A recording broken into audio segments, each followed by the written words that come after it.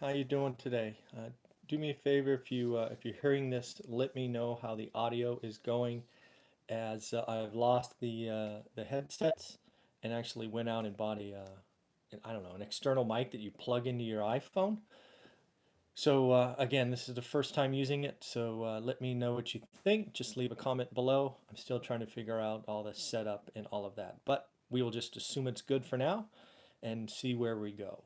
So the first thing to look at is we got a report on the U.S. consumer spending, and it actually came in slightly better than expected.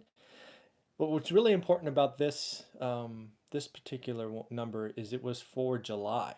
A lot of the numbers we get from various organizations are, like 2 or 3 months back. This is for July, and if you remember July, it was a pretty interesting month, right? And we could have definitely seen consumers slap their credit cards firmly in their wallet. So to see that it was up zero point 0.6 versus an expectation of zero point 0.5, I read as a good sign, and very interesting to see. Also, coming off of June, which was up zero point 0.3, what really this means to me is that spending was actually accelerating from June into July.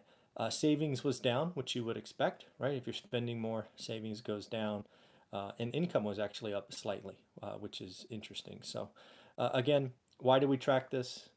Again, as a real estate person, somebody who's trying to track behavior of the consumer is 2/3 of the U.S. economy.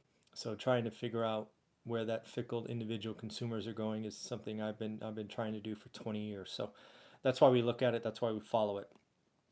Next up was found something on commercial real estate. So when you think about commercial real estate, and we're talking big office buildings and retail spaces, for the first time in 7 years, the foreign buyer was a net seller versus a net buyer.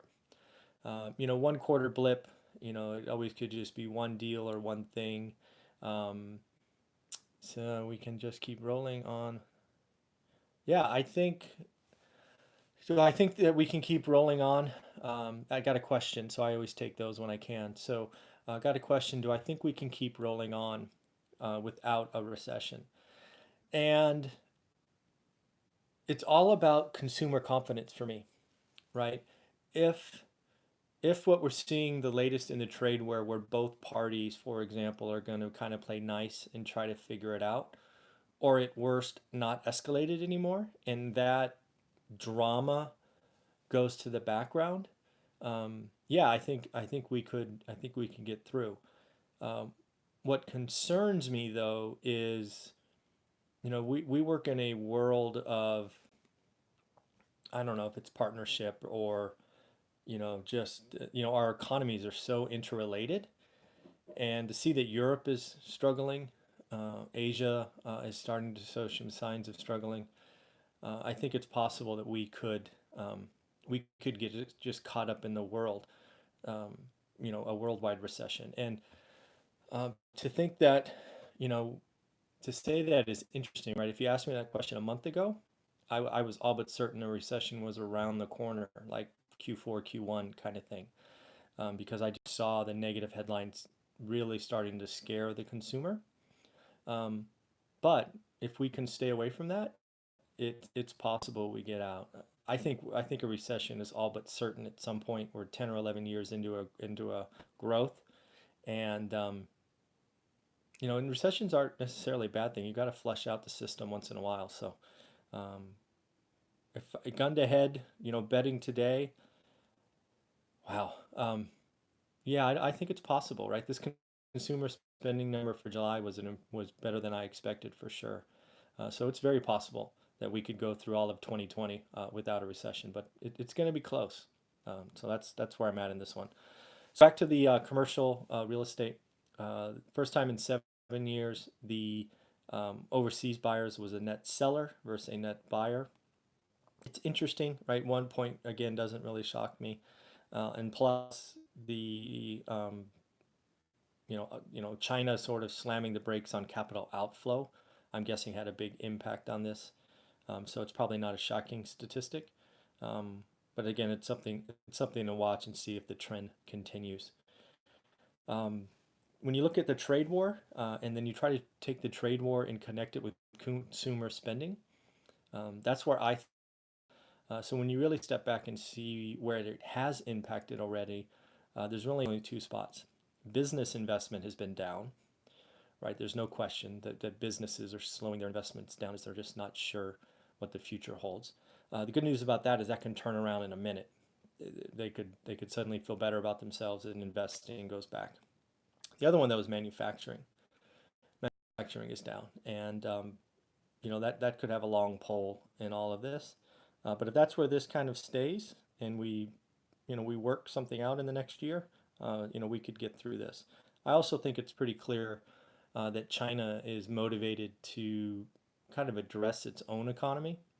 They're looking to strengthen their own consumer and build from within, which is going to be good for them long term, and gives them staying power and the ability to kind of work through this and just absorb the higher costs. So pretty interesting. Looks like Forever 21, a retail establishment, is preparing to file bankruptcy. Just the latest sign that it's tough to be a retailer, tough to be own big footprints in malls because malls are going down.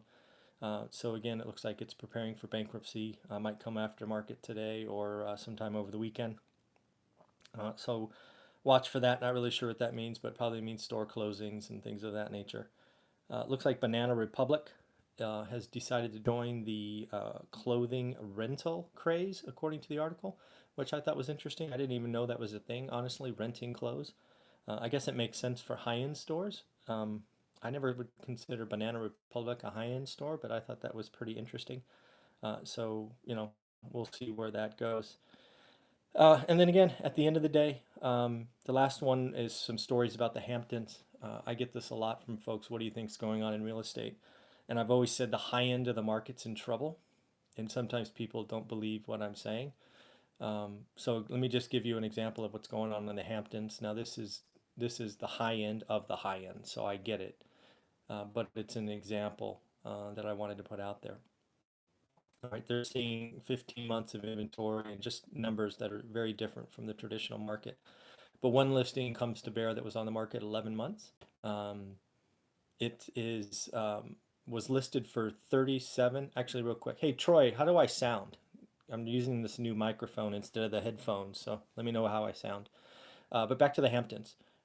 Listed for 37 million, ended up selling for 26 million, so a 30% haircut. And again, these people are typically paying cash. So when I called for the high end of the market, like in the Silicon Valley, to see a potential 20% haircut, it's certainly possible. So I think things 2x the median in any market are in trouble. I do believe that that's still the case. I think conspicuous consumption and minimalism and all the things will come to bear, and I think that higher end of the market is in trouble. And just the last stat about the Hamptons, anything over 5 million, sales are down over 18% as far as transactions. So again, the high end of the market is in trouble. Again, the only stat I found this morning, right, it's the high end of the high end. But again, I do think anything 2x the median for whatever market you're in are in trouble. So at the end of the day, have a great long weekend. I believe it's a long weekend for most of you. Hope you have a lot of fun. Be safe, be well, and as always, take care. Thanks. Bye.